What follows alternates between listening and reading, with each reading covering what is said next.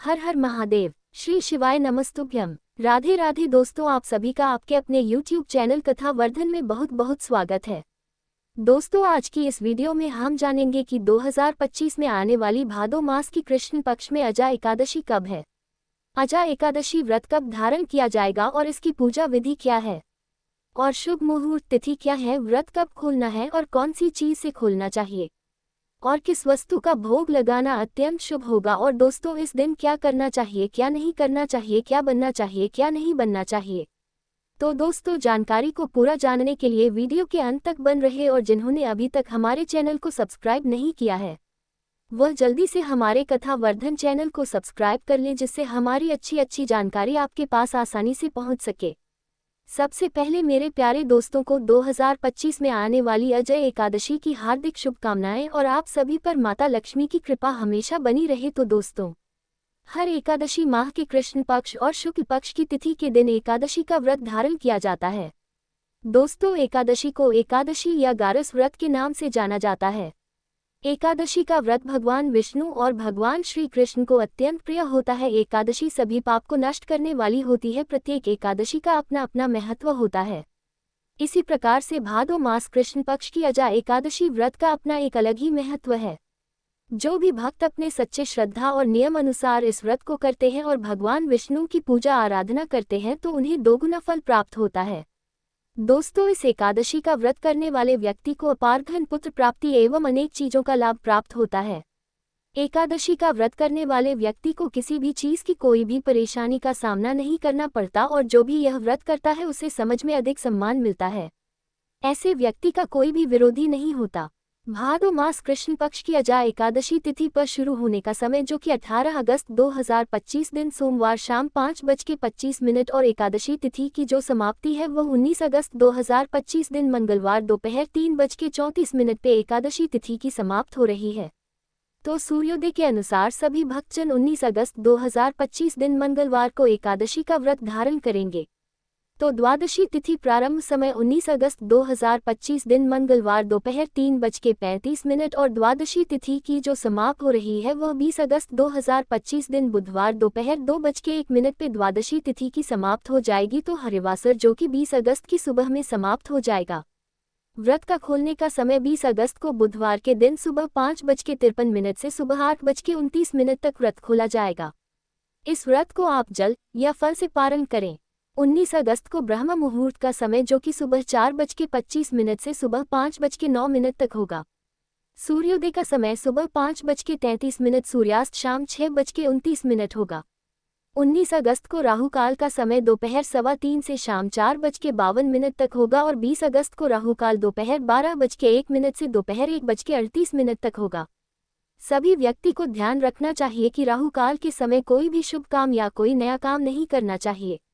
इस बात का ध्यान रखें।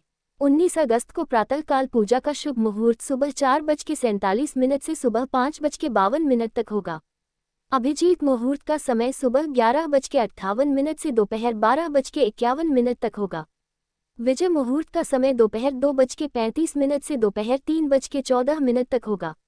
शाम को पूजा का शुभ मुहूर्त शाम 6:57 से रात्रि 8:02 तक होगा। नक्षत्र 19 अगस्त को आद्रा नक्षत्र होगा। रात्रि 1:7 तक, उसके बाद पुनर्वसु नक्षत्र होगा। योग वर्ष होगा रात्रि 8:30 तक, उसके बाद सिद्धि योग होगा। एकादशी तिथि के दिन त्रिशकर योग भी बन रहा है जो कि रात्रि 1:7 तक रहेगा। 20 अगस्त को ब्रह्म मुहूर्त का समय पारण के दिन जो कि सुबह 4:26 से सुबह 5:10 तक होगा। प्रातःकाल पूजा का शुभ मुहूर्त सुबह 4:48 से सुबह 5:53 तक होगा। इस समय आप पूजा पाठ करके उसके बाद व्रत का पारण समय अनुसार कर सकते हैं। व्रत खोलने के लिए द्वादशी की सुबह उठ करके स्नान करके शुद्ध वस्त्र पहन करके भगवान का पूजन कर लें, भगवान की आरती कर लें। उसके बाद गरीबों में और ब्राह्मणों को कुछ दान करके इसके बाद आप व्रत खोल सकते हैं। ऐसा करने से अनंत फल की प्राप्ति होती है। और एकादशी का व्रत करने वाले को दशमी तिथि के दिन सूर्यास्त होने से पहले ही भोजन को कर लेना चाहिए।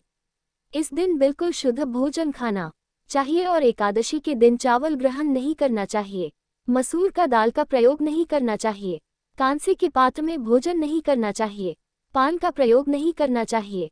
दशमी तिथि के दिन जौ, गेहूं, मूंग, गौघित, सेंधा नमक आदि का प्रयोग करके भोजन ग्रहण करना चाहिए। रात्रि में पति के संग प्रेम प्रसंग नहीं करना चाहिए।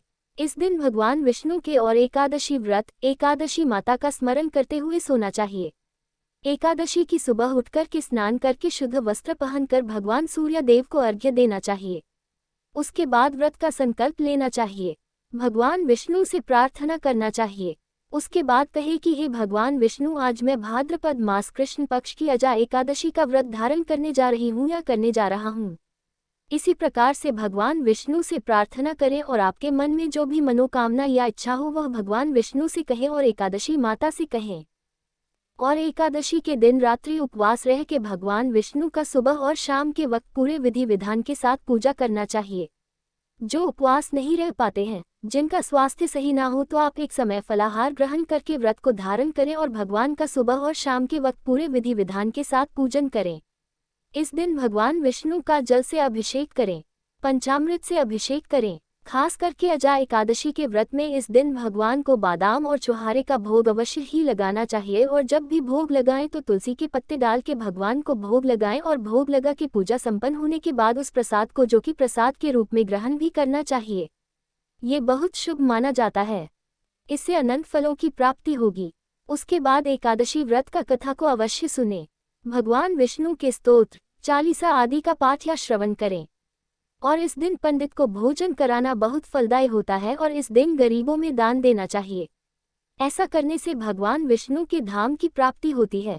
तो दोस्तों, अगर आप सभी को ये जानकारी अच्छी लगी हो तो हमारे कमेंट बॉक्स में कमेंट करके भगवान विष्णु की जय, माता लक्ष्मी की जय और एकादशी माता की जय जरूर लिखें।